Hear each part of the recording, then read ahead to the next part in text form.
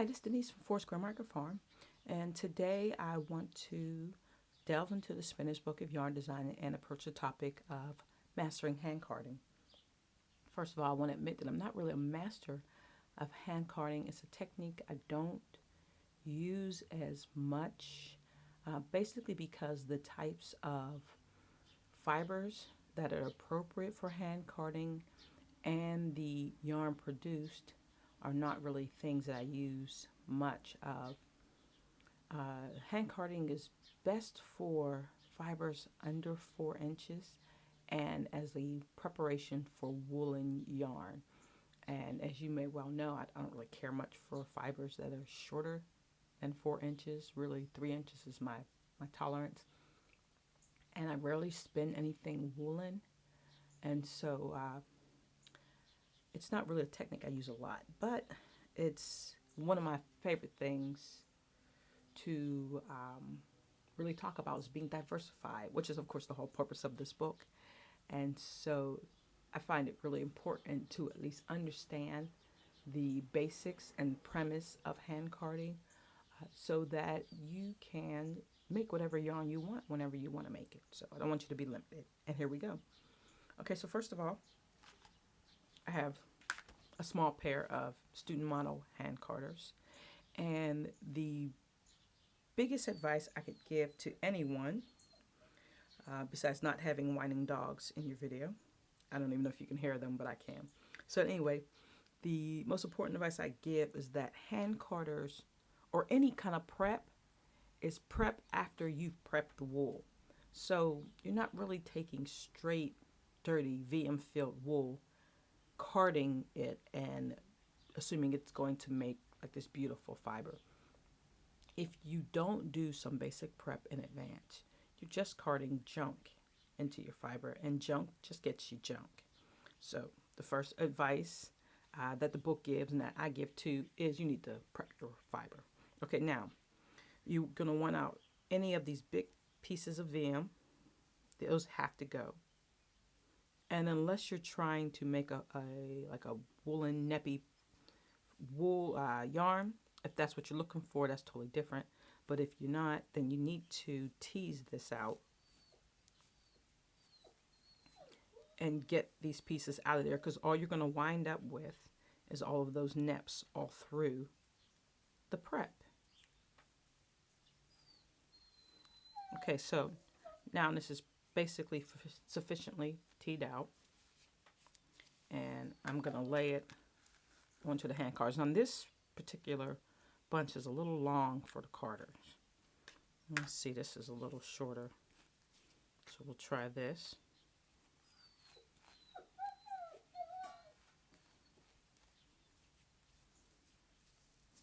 This is great. So we're going to, well, maybe I might want that teased out a little bit more.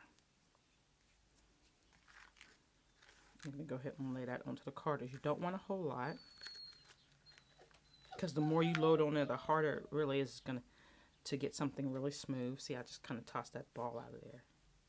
You don't want that. And I think that will be enough. Okay, so making very light passes across the top.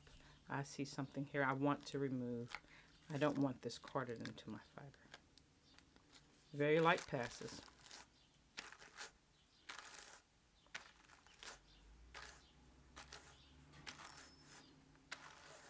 Okay, I mean, you don't want to make it real hard.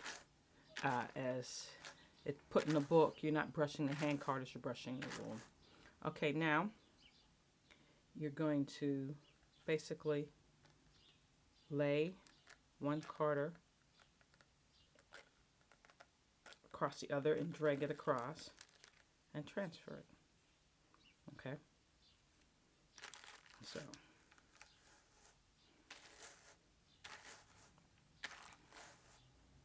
and the transfer was always the thing that got me. I'm like, how are they just kind of flicking it off there, basically? Okay, look at that. That came out. Okay, I'm laying it across.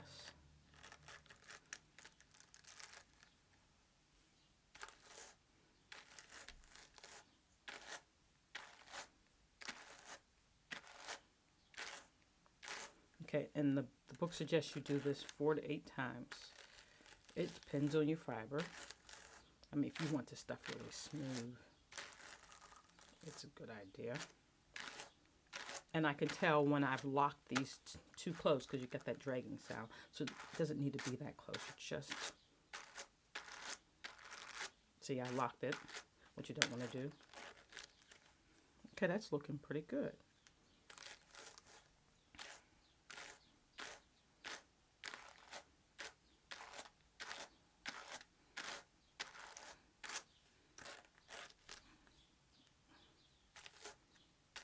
I hope you're counting. I wasn't counting. I don't know where I'm at yet. That feels like at least 4 to 6, maybe. Okay, so here we go. Now I'm going to, and you know what? I don't want to lift off over here the stuff that's left here, because I don't think I want the stuff that's left here. Okay? Shorts are left there. Neps are left there. So I will pull that off my hand carders. Okay. All right, now, laying it flat is probably the easiest way to go. Hopefully you can see what I'm doing. And I'm just going to push it, secure it, push it, secure it, push it. Oh.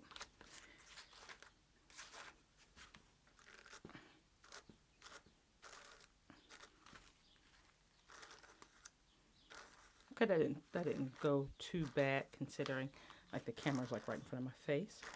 Okay, and so here we go. Bam. This little happy guy. Isn't he cute? And it's going to spin up something nice and woolen for you. And pretty much that's how you get the Rolag for a really nice woolen spin.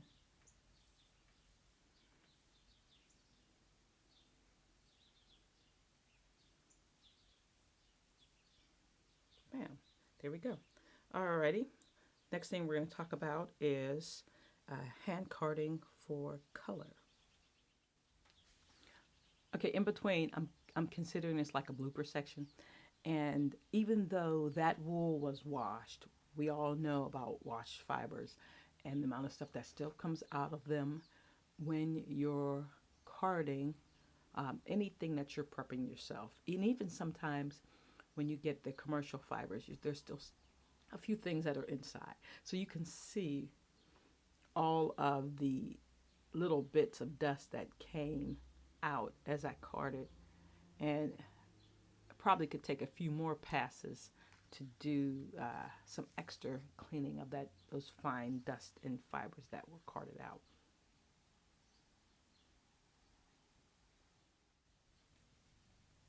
Okay, so when you're working with colored wool and you don't want to blend it together, here's a suggestion that Sarah Anderson makes in the book, is that instead of, let me pull something on here so I can kind of show you.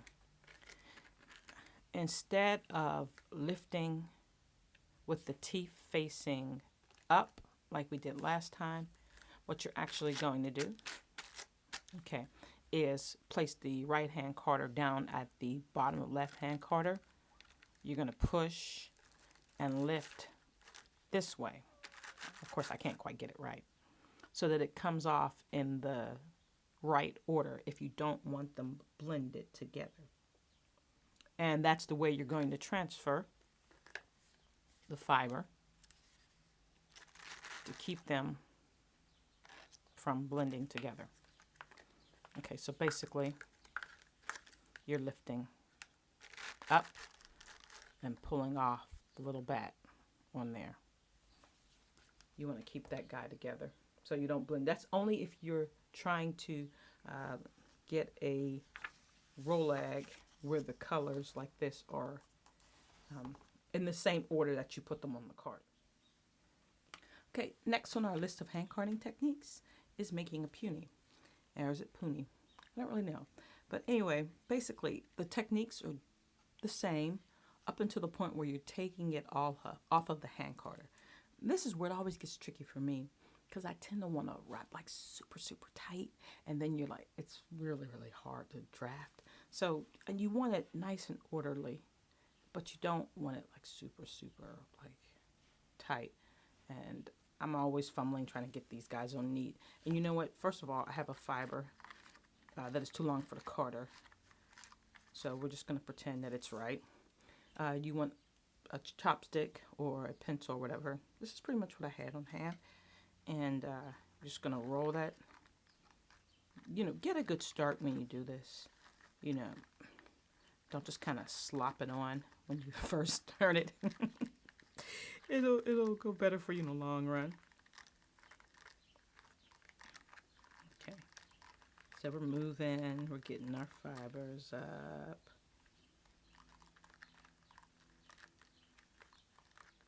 Snugging it up on here. This is looking great. And of course, the diameter of your peony depends on the diameter of your, whatever you're using to roll your dowel, your stick, your pencil, whatever you're using. Oh, this is nice. Okay, and of course, I'm obsessive, so I have to like snug mines like this, because I have to like smooth it out. Oh, I can't live if I don't.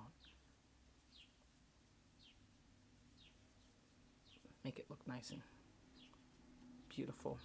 Now mine's is not quite uniform, and it should be a little more uniform. It can be, but I'm just going to slide it off, and bam, here it is. If you're a cotton spinner, quivet, cashmere, buffalo, all that kind of stuff, this is perfect. I am so not, but see, that drafts pretty well. Look at that. I love that. It is a little tight. I could use some practice. But that goes pretty well. Okay, so here we go. Okay, my last segment in the hand carding is my favorite segment. It's the way that normally I prep almost all of my fleece this way. Of course, unless I'm making bats or like doing a whole lot of something. But anyway, I prefer to flick. And unfortunately, I don't have my flicker. So I'm going to use the hand carder. And I also, if I'm flicking large amounts, I have a giant hand carder. One carder that I use just to do a bunch of flicking at one time. But generally, an actual flicker is like a little small wire brush, basically. Looks like a tiny hand carder. And it uses it to open up locks and remove debris. And so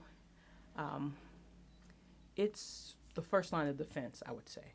I would flick everything before I run it through the drum carder or hand carder. Sometimes, depending on what I'm combing, I'll flick everything first before I even comb it, because you get less waste that way. And it opens up the locks better, and it basically is for removing debris. And so I have some fiber here that is really like debris free at the moment, and I can refer to some of my other videos on the Foursquare Microfarm channel where you actually see me flicking very raw fiber with lots of VM in it, so you can see how the flickers really work. Okay, so now first of all, if you, well, you know what, let me say that I think there's a No Fleece Left Behind is the name of the video. And it is basically how I flick, because I do my best to use every piece of usable fleece at a certain staple length, despite how much VM is in it. It really depends on, sometimes I do throw things away, but for the most part, it's like the best way to get out large amounts of VM, debris, and all kind of junk. Okay, so anyway, I'm doing this on my lap, or normally that's the way I would do it. I'm doing it on top of the book for the camera so you can see me, but normally it would be on my lap. And due to the nature of hand carders and a flicker, you don't want to do it on like a lap when you've got like shorts on or something like that. You want a sturdy material on your body, so you're not clawing yourself with the flicker, because it does happen.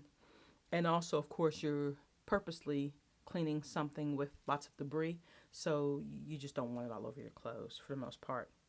Okay, so and the number 3 reason I think I'm at now why I flick is because when I'm done flicking, unlike carding, of course, all of the fibers are aligned, and I'm worsted spinning most times, so that's exactly what I want.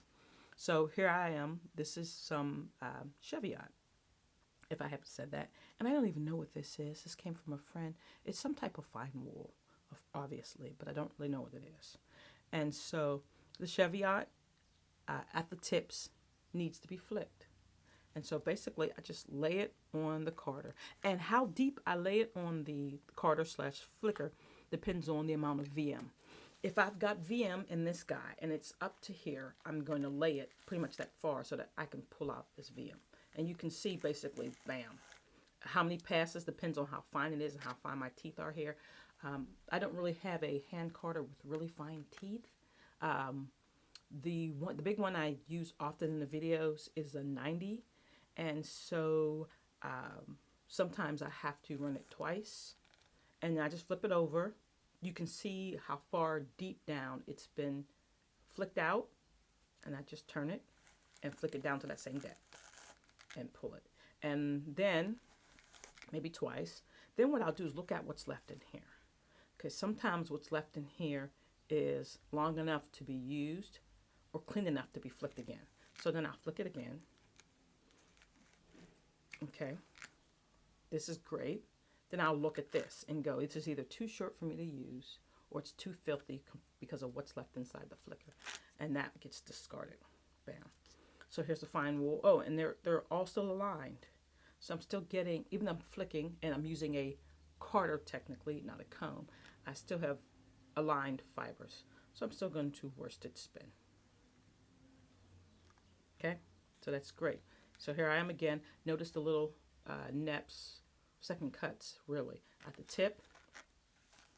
I'm going to flick. Okay. I'm going to flick again the other side. Okay. I'm going to have a look at this. I can flick this. I can use that.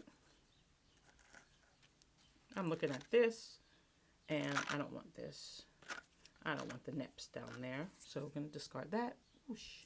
And there we go. You can see the dust that came out. Let me tilt that down. Ooh, dust, dust. All right, so here I go again. The fine wool.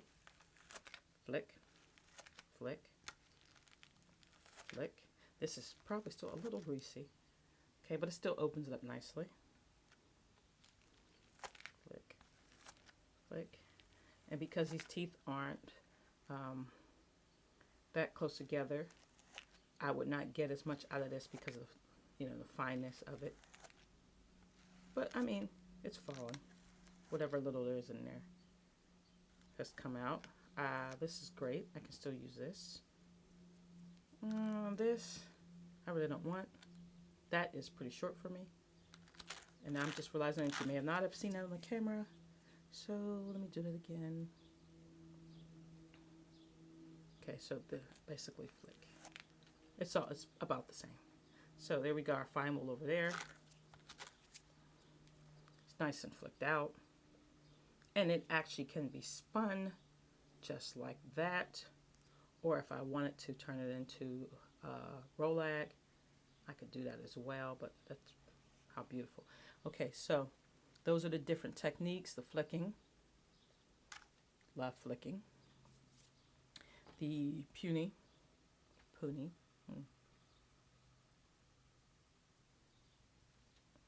and my Rolac that I've disassembled, pulled out into roving. Okay, that's just a quickie on hand carding. If you're not a member of the group, please go over to Facebook and join us at the Spinner's Book of Yarn Design group. The link is in the bottom. As always, if you have any questions or you just want to chat, go ahead and put some comments down there. Press the like button. That would be pretty cool. And if you have nothing else to do for today, just subscribe and watch some other videos. I appreciate all my subscribers and friends who watch. And I thank you, and Pepper thanks you. Have a great day.